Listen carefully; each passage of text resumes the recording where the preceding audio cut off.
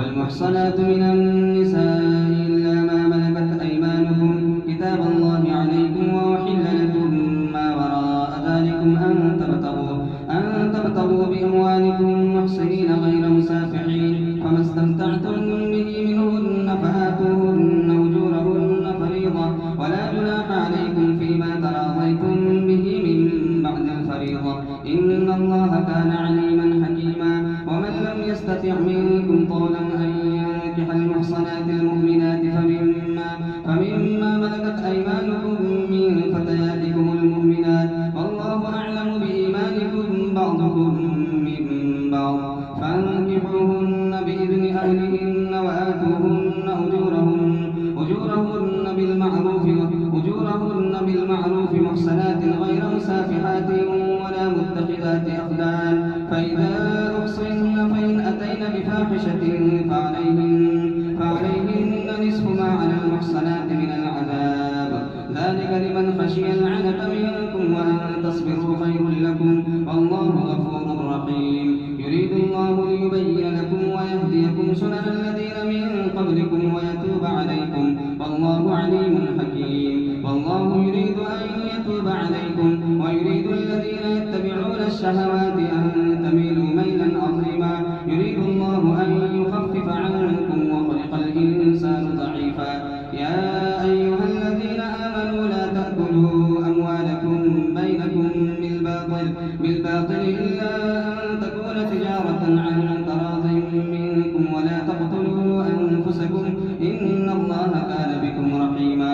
ومن يفعل ذلك عدوانا وظلما فسوف نصليه نارا، وكان ذلك على الله يسيرا. إن تجتنبوا كبائر ما تنهون عنه نكفر عنكم سيئاتكم وندخلكم مدخلا كريما.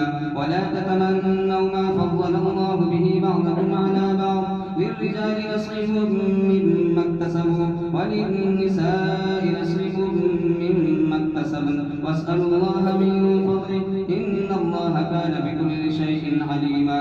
ولكل جعلنا موالي مما ترك الوالدان والأقربون والذين عقدت أيمانكم فآتوهم نصيبهم إن الله كان على كل شيء شهيدا. الرجال قوامون على النساء بما فضل الله بعضهم على بعض وبما أنفقوا من أموالهم، فالصالحات خالدات حافظات للغيب بما حفظ الله. واللاتي تخافون نشوزهن فعظوهن واهجروهن في المضاجع واضربوهن، فإن أطعنكم فلا تبغوا عليهن سبيلا إن الله كان عليا كبيرا. وإن خفتم شقاق بينهما فابعثوا حكما من أهله وحكما من أهلها إن يريدا إصلاحا يوفق الله بينهما إن الله كان عليما خبيرا.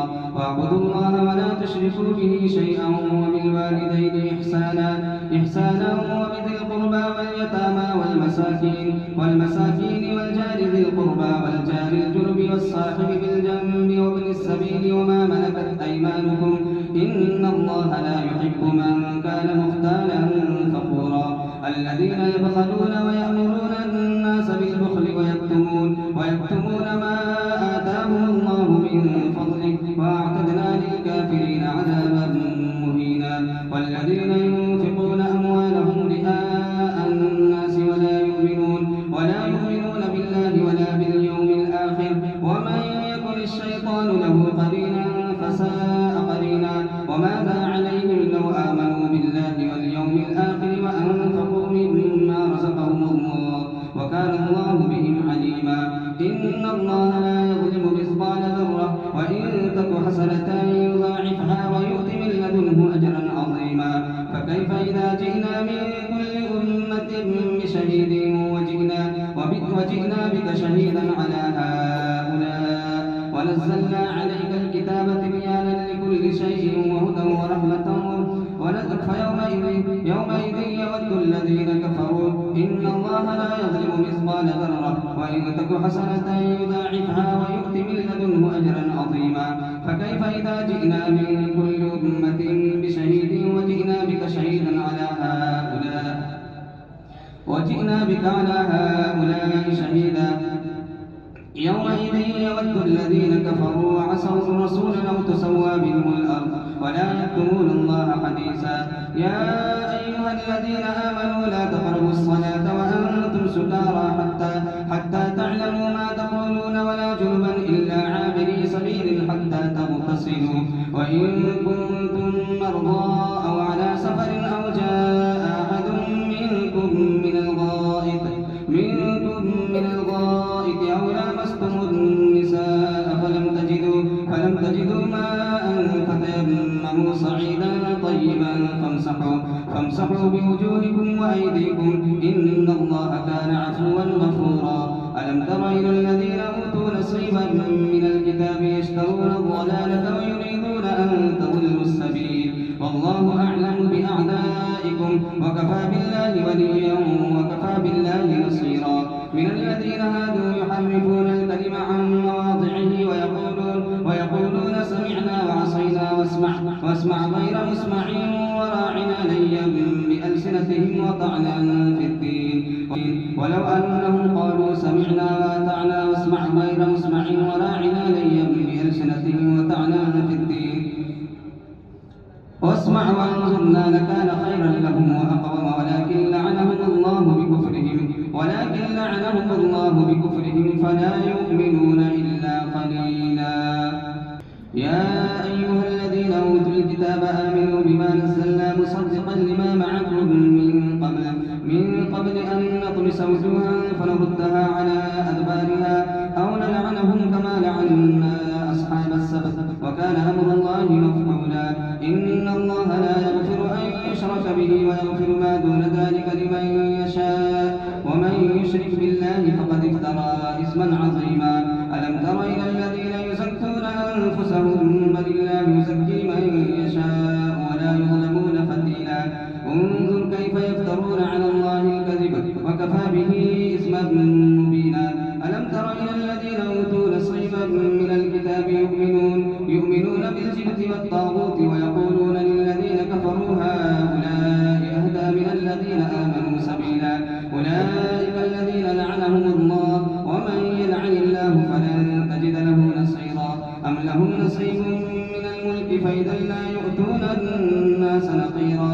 أم يحسدون الناس على ما آتاهم الله من فضله فقد آتينا آل إبراهيم الكتاب والحكمة وآتيناهم ملكا عظيما. فمنهم من آمن به ومنهم من صد عنه وكفى بجهنم سعيرا. إن الذين كفروا بآياتنا سوف نصليهم نارا كلما نضجت جلودهم بدلناهم جلودا غيرها ليذوقوا العذاب إن الله كان عزيزا حكيما. والذين آمنوا وعملوا الصالحات سندخلهم جنات تجري من تحتها الأنهار خالدين فيها أبدا لهم فيها أزواج مطهرة وندخلهم ظلا ظليلا. إن الله يأمركم أن تؤدوا الأمانات إلى أهلها وإذا حكمتم بين الناس أن تحكموا بالعدل إن الله نعم ما يعظكم به إن الله كان سميعا بصيرا. يا أيها الذين آمنوا أطيعوا الله وأطيعوا الرسول وأولي الأمر منكم فإن تنازعتم في شيء فردوه إلى الله والرسول إن كنتم تؤمنون بالله واليوم الآخر ذلك خير وأحسن تأويلا. ألم تر إلى الذين يزعمون أنهم آمنوا بما أنزل إليك وما أنزل من قبلك يريدون أن يتحاكموا إلى الطاغوت وقد أمروا أن يكفروا به ويريد الشيطان أن يضلهم ضلالا بعيدا. وإذا قيل لهم تعالوا إلى ما أنزل الله وإلى الرسول رأيت المنافقين يصدون عنك صدودا. فكيف إذا أصابتهم مصيبة بما قدمت أيديهم ثم جاءوك يحلفون بالله إن أردنا إلا إحسانا وتوفيقا. أولئك الذين يعلم الله ما في قلوبهم فأعرض عنهم وعظهم وقل لهم في أنفسهم قولا بليغا. وما رسول إلا ليطاع بإذن الله ولو أنهم إذ ظلموا أنفسهم جاءوك واستغفر لهم الرسول لوجدوا الله توابا رحيما. فلا وربك لا يؤمنون حتى يحكموك فيما شجر بينهم ثم لا يجدوا في أنفسهم حرجا مما قضيت ويسلموا تسليما. ولو أنا كتبنا عليهم أن اقتلوا أنفسكم أو اخرجوا من دياركم ما فعلوه إلا قليل منهم ولو أنهم فعلوا ما يوعظون به لكان خيرا لهم وأشد تثبيتا وإذا لآتيناهم من لدنا أجرا عظيما ولهديناهم صراطا مستقيما. ومن يطع الله والرسول فأولئك مع الذين أنعم الله عليهم من النبيين والصديقين والشهداء والصالحين وحسن أولئك رفيقا. ذلك الفضل من الله وكفى بالله عليما. يا أيها الذين آمنوا خذوا حذركم فانفروا ثبات أو انفروا جميعا وإن منكم لمن ليبطئن فإن أصابتكم مصيبة قال قد أنعم الله علي إذ لم أكن معهم شهيدا ولئن أصابكم فضل من الله ليقولن كأن لم تكن بينكم وبينه مودة يا ليتني كنت معهم فأفوز فوزا عظيما. فليقاتل في سبيل الله الذين يشرون الحياة الدنيا بالآخرة ومن يقاتل في سبيل الله فيقتل أو يغلب فسوف نؤتيه أجرا عظيما. وما لكم لا تقاتلون في سبيل الله والمستضعفين من الرجال والنساء والولدان الذين يقولون ربنا أخرجنا من هذه القرية الظالم أهلها واجعل لنا من لدنك وليا واجعل لنا من لدنك نصيرا. الذين آمنوا يقاتلون في سبيل الله والذين كفروا يقاتلون في سبيل الطاغوت فقاتلوا أولياء الشيطان إن كيد الشيطان كان ضعيفا. ألم تر إلى الذين قيل لهم كفوا أيديكم وأقيموا الصلاة وآتوا الزكاة فلما كتب عليهم القتال إذا فريق منهم يخشون الناس كخشية الله أو أشد خشية وقالوا ربنا لم كتبت علينا القتال لولا أخرتنا إلى أجل قريب قل متاع الدنيا قليل والآخرة خير لمن اتقى ولا تظلمون فتيلا. أينما تكونوا يدرككم الموت ولو كنتم في بروج مشيدة وإن تصبهم حسنة يقولوا هذه من عند الله وإن تصبهم سيئة يقولوا هذه من عندك قل كل من عند الله فما لهؤلاء القوم لا يكادون يفقهون حديثا. ما أصابك من حسنة فمن الله وما أصابك من سيئة فمن نفسك وأرسلناك للناس رسولا وكفى بالله شهيدا. من يطع الرسول فقد أطاع الله ومن تولى فما أرسلناك عليهم حفيظا. ويقولون طاعة فإذا برزوا من عندك بيت طائفة منهم غير الذي تقول والله يكتب ما يبيتون فأعرض عنهم وتوكل على الله وكفى بالله وكيلا. أفلا يتدبرون القرآن ولو كان من عند غير الله لوجدوا فيه اختلافا كثيرا. وإذا جاءهم أمر من الأمن أو الخوف أذاعوا به ولو ردوه إلى الرسول وإلى أولي الأمر منهم لعلمه الذين يستنبطونه منهم ولولا فضل الله عليكم ورحمته لاتبعتم الشيطان إلا قليلا. فقاتل في سبيل الله لا تكلف إلا نفسك وحرز المؤمنين. عسى الله أن يكف بأس الذين كفروا والله أشد بأسا وأشد تنكيلا. من يشفع شفاعة حسنة يكن له نصيب منها ومن يشفع شفاعة سيئة يكن له كفل منها وكان الله على كل شيء مقيتا. وإذا حييتم بتحية فحيوا بأحسن منها أو ردوها إن الله كان على كل شيء حسيبا. الله لا إله إلا هو ليجمعنكم إلى يوم القيامة لا ريب فيه ومن أصدق من الله حديثا. فما لكم في المنافقين فئتين والله أركسهم بما كسبوا أتريدون أن تهدوا من أضل الله ومن يضلل الله فلن تجد له سبيلا.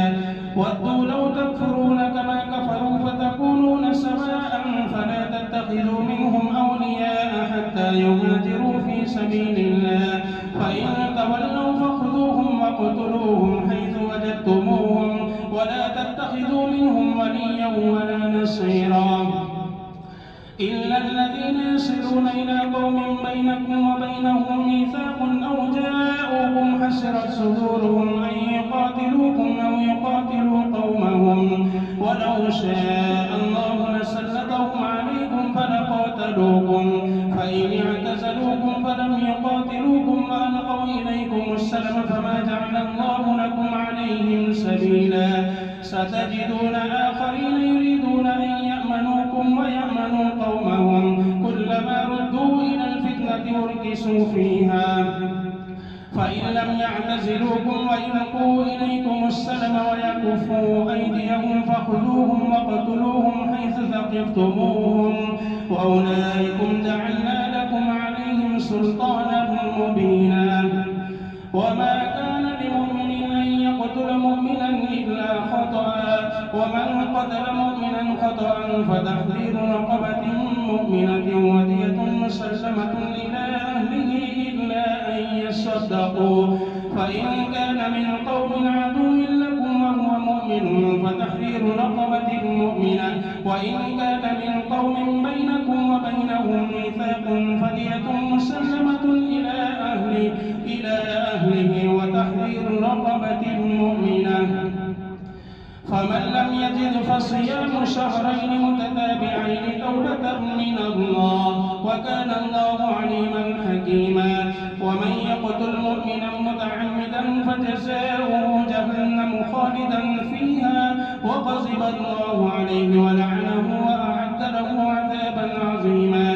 يا أيها الذين آمنوا إذا ضربتم في سبيل الله فتبينوا ولا تقولوا لمن ألقى إليكم السلام لست مؤمنا تبتغون عرض الحياة الدنيا فعند الله مغانم كثيرة كذلك كنتم من قبل فمن الله عليكم فتبينوا إن الله كان بما تعملون خبيرا.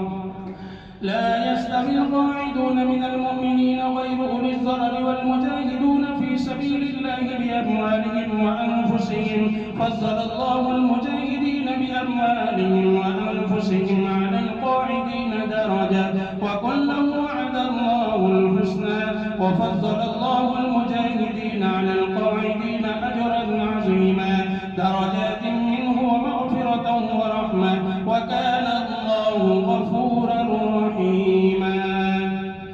إن الذين توفاهم الملائكة ظالمي أنفسهم قالوا فيما كنتم قالوا كنا مستضعفين في الأرض قالوا ألم تكن أرض الله واسعة فتهاجروا فيها فأولئك مأواهم جهنم وساءت مصيرا. إلا المستضعفين من الرجال والنساء والولدان لا يستطيعون حيلة ولا يهتدون سبيلا فأولئك عسى الله أن يعفو عنهم وكان الله عفوا غفورا.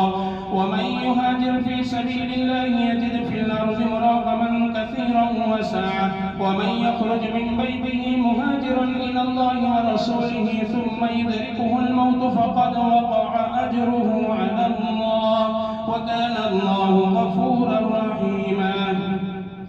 وإذا ضربتم في الأرض فليس عليكم جناح أن تقصروا من الصلاة إن خفتم أن يفتنكم الذين كفروا إن الكافرين كانوا لكم عدوا مبينا.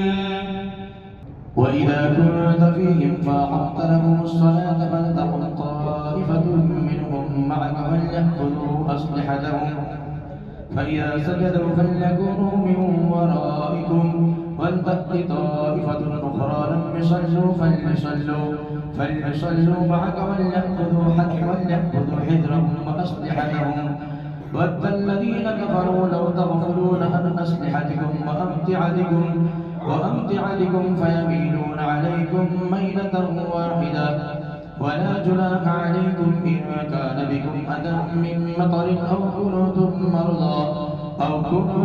مرضى أن تضعوا أسلحتكم فخذوا حذركم إن الله أعد للكافرين عذابا مهينا. فإذا قضيتم الصلاة فاذكروا الله قياما وقعودا وعلى جنوبكم فإذا اطمأننتم فأقيموا الصلاة إن الصلاة كانت على المؤمنين كتابا موقوتا. ولا تهنوا في ابتغاء القوم إن تكونوا تألمون فإنهم يألمون كما تألمون فترجون من الله ما لا يرجون وكان الله عليما حكيما. إنا أنزلنا إليك الكتاب بالحق لتحكم بين الناس بما أراك الله ولا تكن للخائنين خصيما. أستغفر الله إن الله كان غفورا رحيما. ولا تجادل عن الذين يختارون أنفسهم إن الله لا يحب من كان خوانا أثيما. يستخفون من الناس ولا يستخفون من الله وهو معهم إذ يبيتون ما لا يرضى من القول وكان الله بكل شيء عليما. وكان الله بما يعملون محيطا. ها أنتم هؤلاء جادلتم عنهم في الحياة الدنيا فمن يجادل الله عنهم يوم القيامة أم من يكون عليهم وكيلا. ومن يعمل سوءا أو يظلم نفسه ثم يستغفر الله يجد الله غفورا رحيما. ومن يكسب إثما فإنما يكسبه على نفسه وكان الله عليما حكيما. ومن يكسب خطيئة أو إثما ثم يرم به بريئا فقد احتمل بهتانا وإثما مبينا.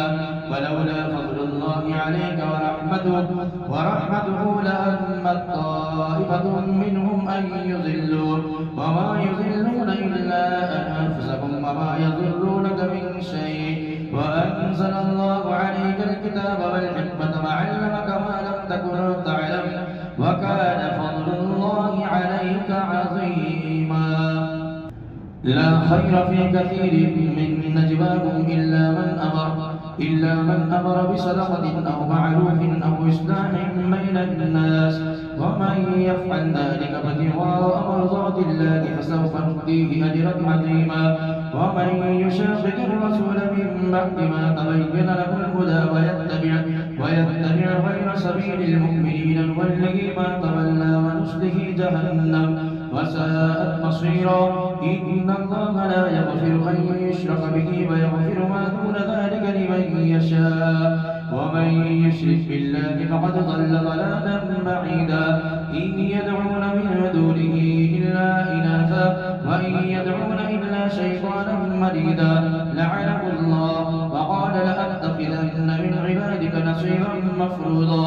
ولأضلنهم